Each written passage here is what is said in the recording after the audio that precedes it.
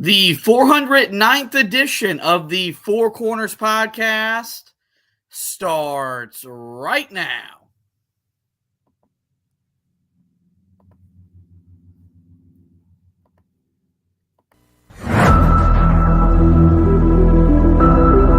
This is the Four Corners podcast.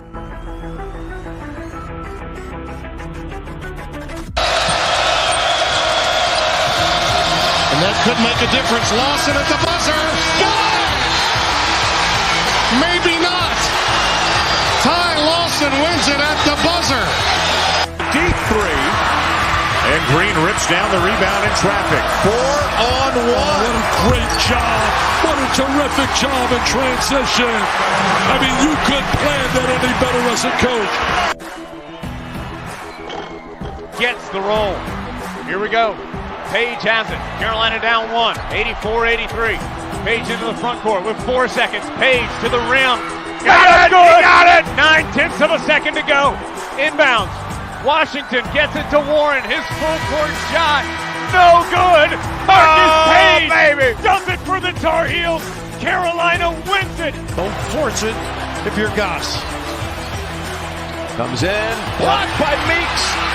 Barry up ahead to Jackson, and he tucks it down for the 5-point lead. Matthews off the mark, and this year the confetti is going to fall for North Carolina. They're not going to be denied this time. Inside 30 overall. Love, top of the key. Oh! Big time delivery. Here are your hosts, Josh Marlowe and Anthony Pagnotta. Hello and welcome into another live edition of the Four Corners podcast coming at you on a Wednesday night. First time we've been live in a while on the basketball side of things, but we have good reason to be live tonight because although it is the middle of August, Carolina's added to their roster ahead of the upcoming season in the form of a transfer from Georgia Tech. We talked about this earlier in the week. Didn't know a timeline as to when this could happen, but we said if it happened, it would be rather quick with class starting very, very soon on the campus at UNC. So nearly 48 hours later, after talking about the interest Carolina expressed in him, we're here today to talk about him now committing to the Tar Heels, and that's the genesis of tonight's episode. Before we get to that, though, we start every edition of the pod, as we always do, a pod thought of the day. And today's pod thought comes from Bill Gates. And that thought is, quote, everyone needs a coach. It doesn't matter whether you're a basketball player, a tennis player, a gymnast, or a bridge player. Tyzhaun Claude needed a coach after entering the transfer portal and after being granted an extra year of eligibility from the NCAA. And he now has his coach in the form of Hubert Davis, who will be entering his his fourth season as the head man at Carolina. And Tyzhaun Claude will now play for his fourth school during his, illustrious is not the right word, but during his lengthy college career. He entered the portal, but was waiting to see if he would be granted more eligibility earlier this offseason.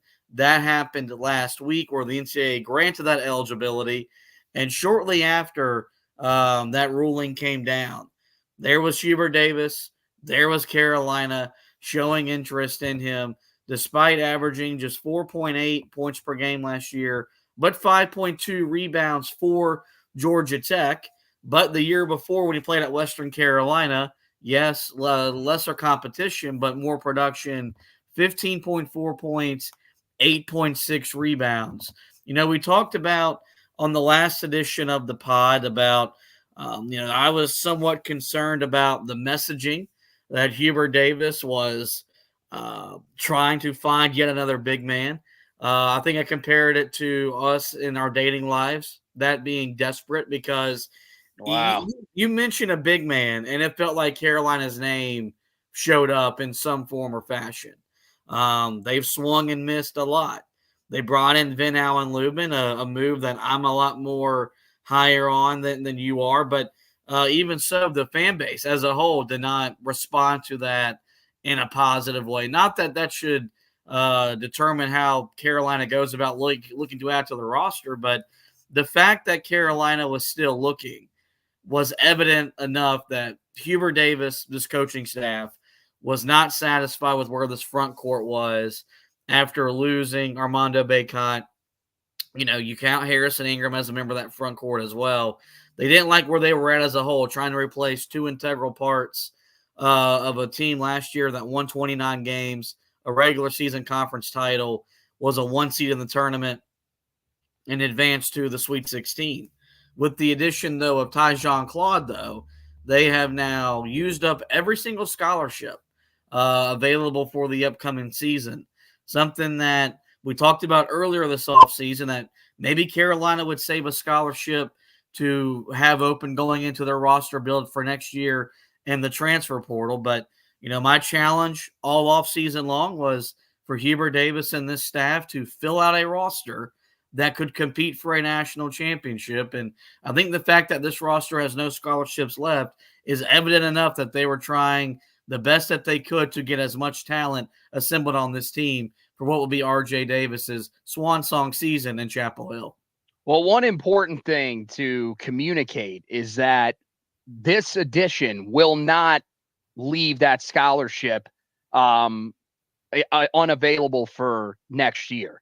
He's only going to be here for one season. So I think that's part of the reason why they ended up doing this. Hell, you had to wait on him to even be deemed eligible in order for you to go after him. So I think that's probably the reason why they pulled the trigger here. You know, there's some upside because you saw what he did at Western Carolina and you say, okay, well, I don't know if he can recreate exactly that, but even in his time at Morehead State, if he could, you know, sort of repeat the type of performance that he had in his first season there, where he averaged 9.8 points per game and a little under 6 rebounds per game, I think you could live with that. And I mean, for Carolina, like, first of all, he played a much more significant role. Carolina's not looking for him to be a guy that comes in and has to make that type of impact. The type of impact that they're looking for is what he brought at Georgia Tech. So I think that's part of the reason why Carolina makes this move. But I think you're right. And I've said this. I thought when they were going after Julius Halafanua, and now when they made it known, when it became known, rather, that they were interested in him, you know, the thing is that, you know, I don't think Claude is a guy that was jumping out and was a clear, you know, guy that they would have been going after in the same realm of Umar Ballo or Clifford Amore, Jonas Adu. Like, I don't think he was in that group, and that Carolina was going to have to be in a battle if it was earlier this summer for him. No, I feel like he was clearly a tier below those guys. But I do wonder if, from what they've seen in the scrimmages, and look, we've only seen 2, but there were multiple scrimmages that took place this offseason. I wonder if the staff looked and said, man, maybe Vin Allen Lubin not settling in the way we need him to. Maybe they looked at James Brown and said, look, we feel comfortable with having 3 guys here. Because I've told you, I just don't think they view Zayden High as a 5. I think with his shooting ability and with some of the improvements that we've seen this offseason with him defending on the perimeter, I wonder if they look at him and say, nah, this is a guy that we feel like is going to contribute on the wing out of that 4 spot for us, and we need to go get somebody else. So that's what I think this move is. It's kind of a low risk because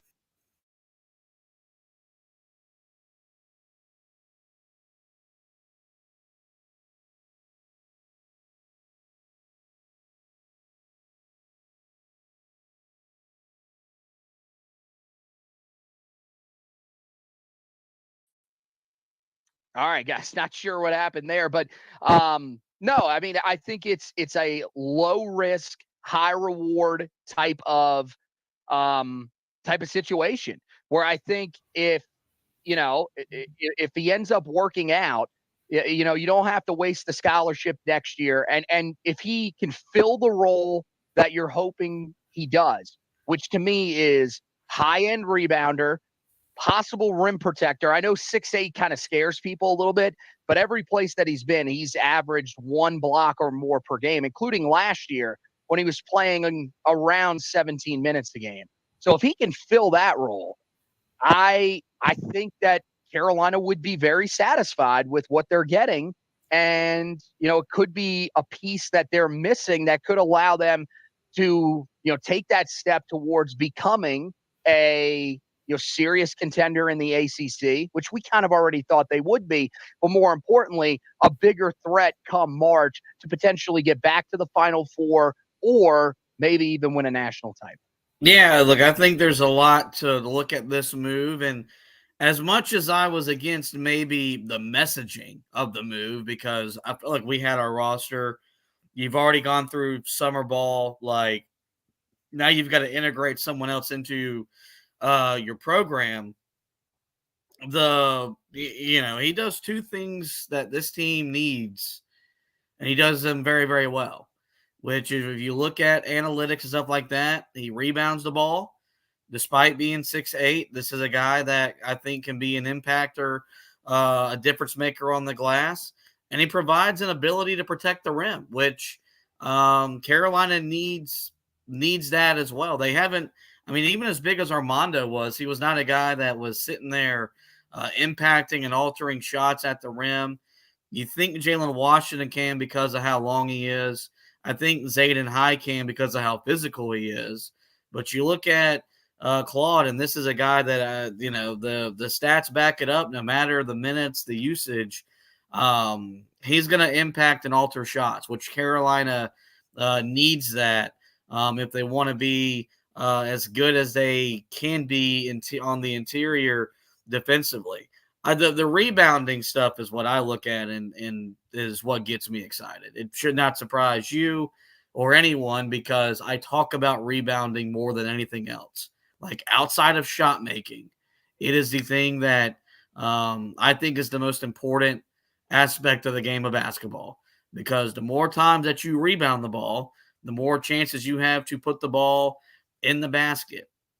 Carolina proved last year they don't got to be the biggest team to be the great rebounding team.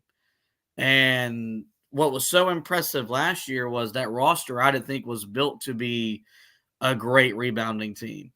Carolina's not going to be as big as they traditionally are and have been. I think a part of that is really getting into the way Hubert Davis wants to play. But he showed last year he's not sacrificing height as an excuse to not rebound the ball. And so what he's done with the Van Allen Lubins and the Tyzhaun Claudes are these perfect basketball players? No. But they have things that they do really, really well. And for Claude, just like Allen Lubin, one of those things is a guy that just rebounds the dickens out of the basketball, and Carolina needs that. And I think that'll be an easy way for him to carve out a role as an energy guy, as just a guy that goes in there, protects the rim, but rebounds the ball at a high rate, both offensively and defensively. Yeah, well, and the thing is especially like you look at where his rebounds are coming, and yeah, there's some of them are on the defensive end of the floor. He does a great job as an offensive rebounder. And that's one of the things that you've highlighted with Lubin. Now, I think the difference is that with Lubin, at least at Georgia Tech, Claude wasn't nearly the second chance point bucket getter that Lubin was. So that's probably the area where he's lacking. Although, again, I will say, you go back and look at that year at Western Carolina, he was pretty productive on the offensive end of the floor. When you average 15 points a game, you're an all-conference player. Like, there's something there. And to me, I find it hard to believe that going to Georgia Tech, there was that significant of a difference. I think maybe the jump to the Power 4 level, it took him a year to settle in. I think now, being at a program that is going to be able to develop them better than Georgia Tech. No offense to Georgia Tech. They've had solid teams. I mean, especially when Josh Pastner was there. That's not a team that right now, under David Stoudemire, I think is developing a ton of really successful guys. It's going to take him time. I think him coming to Chapel Hill, a place where they've had a lot of success at developing big men over the years, maybe this is what he needs, and maybe he fits what Carolina is looking for. And again, it's only going to be in small bunches. I don't know how you view him. To me, I mean, even him averaging 17 minutes rather per game, like he did last year at Georgia Tech, I think that would be wild. I think he is a guy that is probably set up for a role where he plays 8 to 10 minutes a game. And the thing is if he succeeds in that role, and let's say Lubin continues to struggle, if that's, what is actually happening, then maybe he eventually gets a bigger role.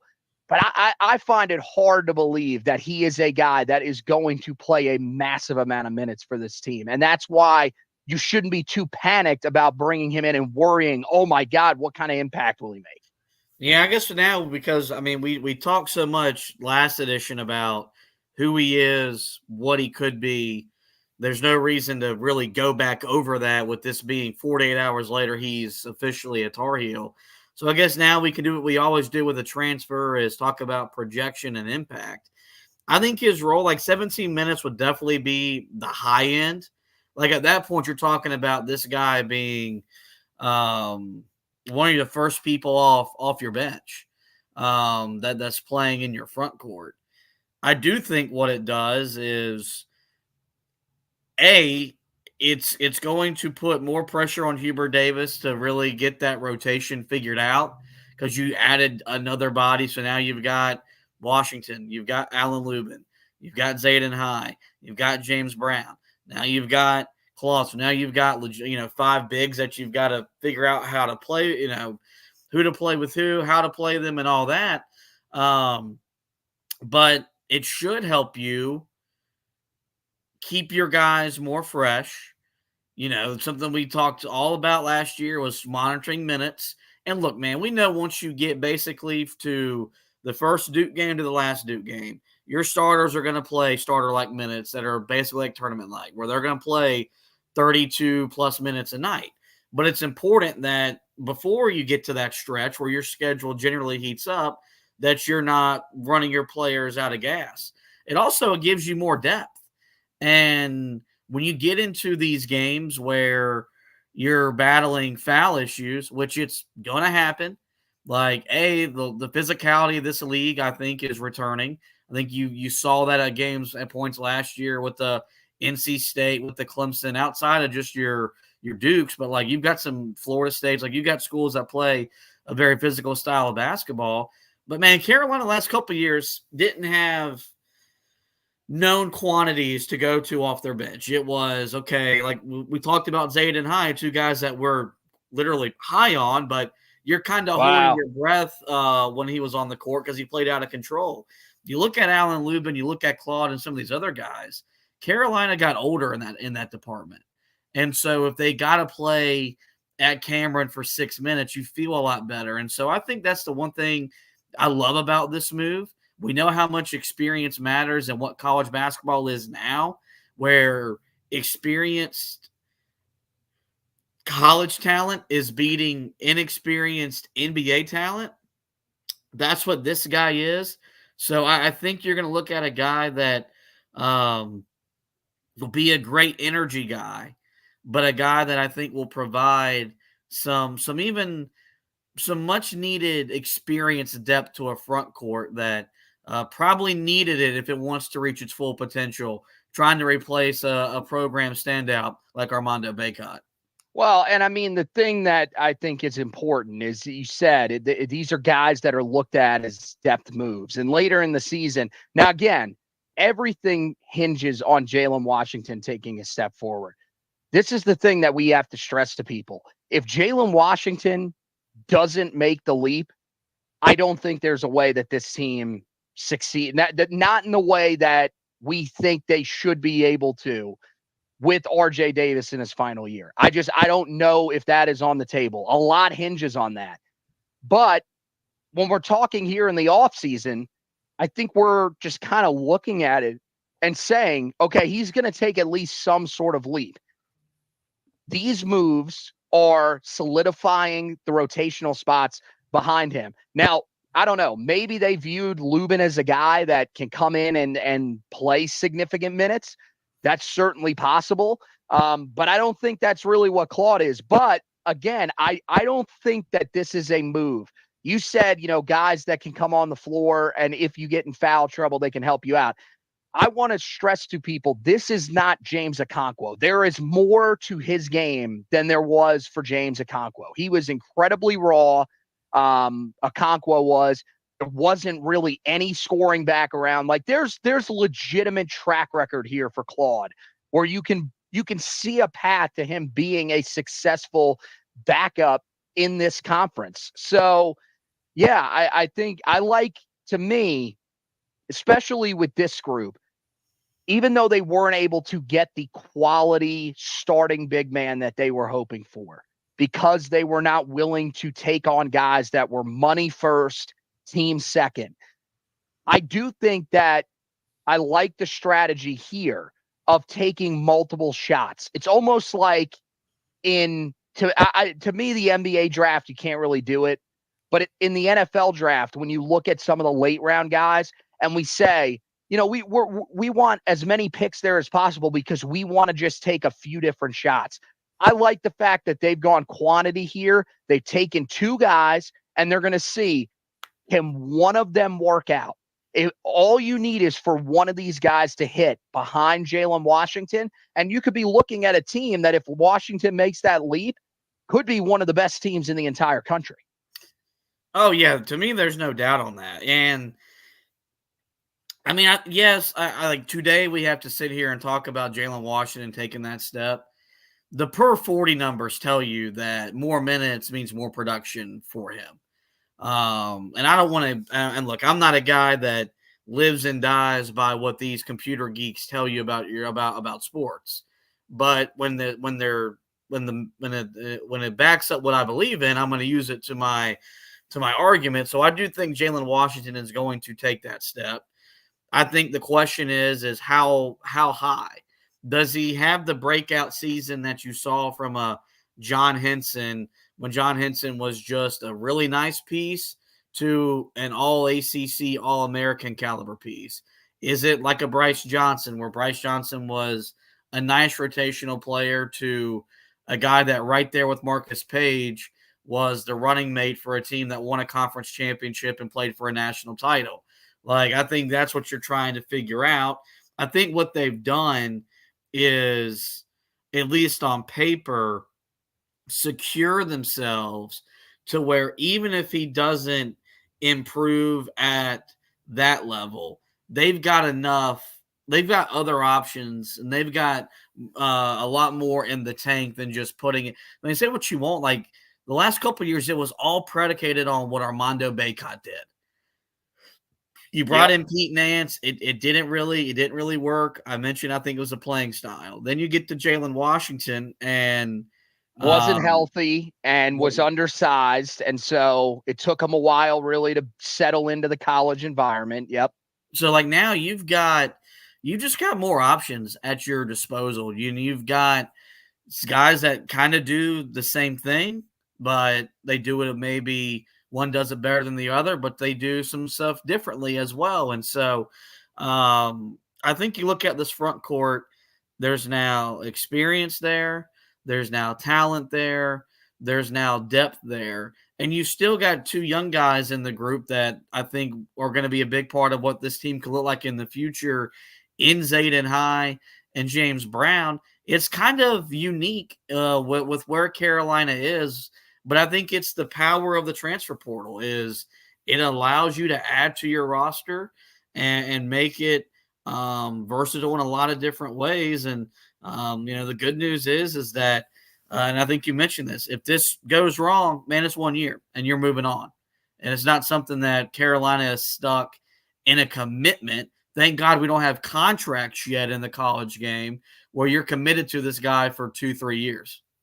Yeah, I mean, well, and the thing is like, look, this is a guy, by the way, the most shocking thing that I saw about him, he was actually a member of Armando Bacot's recruiting class. So this dude, this is 6 years at the college level. That'll make you feel old. I mean, I'm telling you, that is unbelievably experienced and seasoned. He's been through a lot. And then, I mean, Lubin's a guy that has also played a lot of, I mean, it's so far, it's 2 years for him. Now, the thing with Lubin is he can be here multiple years, but as we've seen before, and especially with him, this is his third school. If he doesn't have a role on this team, he will hit the portal yet again at the end of the season. And to me, like, that's not a reason for Carolina to say we have to play him. And the other thing is look, we're saying that James Brown is raw, but here's the thing. Let's say the other two guys aren't really showing you a whole lot. You can always take a look at James Brown and say, is there something here? Is there an opportunity for him to play? Oh, okay, there actually is. Or like you said, maybe at some point you do say, hey, Zayden High, look, man, I know we really like you on the wing, but we kind of need you to play in the middle. He did a little bit last year. I think the biggest thing for him is he's going to have to learn how to defend without fouling, but I think he's more than capable of being able to do that. And the other thing, when it comes to the height of guys in this conference, you look, who is the big man height-wise that really scares you? Quentin Post is gone. PJ Hall is gone. Those are two of the best taller big men in this conference that are no longer there. You look at a guy who might be the conference's best rebounder coming into this upcoming season, Ian Shefflin's 6'8". So that should show you right there. And we saw it firsthand. We know when he played against us, he looked really good. At that size, you can still find guys that can clean the glass and that can finish on the inside. And if that's what they have in these guys, then that's fine. I think people will be satisfied with that. The other thing is at this point, when it comes to the transfer portal, especially the way that this staff is going about it, guys, you have to be comfortable with them taking risks.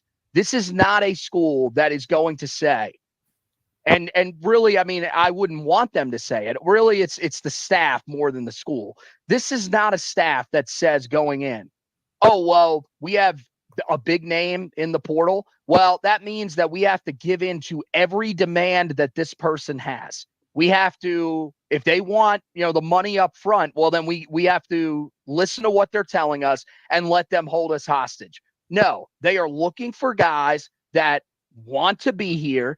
For them, the most important thing is being a part of Carolina basketball, not what number is written down on that check that they're handing me, and then I'll see how interested I am in playing for them. That's not how they're going to do things. Yep, nope. And I don't ever want us to become that. And I think Hubert Davis is adamant about us not becoming that.